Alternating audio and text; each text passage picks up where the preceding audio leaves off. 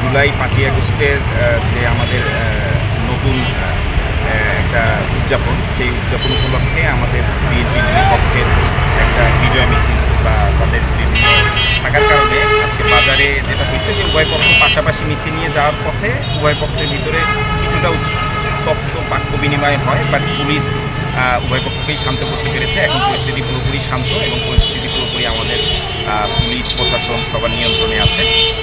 আশা করি কোনো মারামারি হাতাহাতি এই ধরনের কোনো ঘটনা হয়নি। যেটা হয়েছে সেটা পুরোপুরি আমাদের এখন নিয়ন্ত্রণে আছে। আশা করি পরবর্তীতে আর কোনো ঝামেলা হবে না।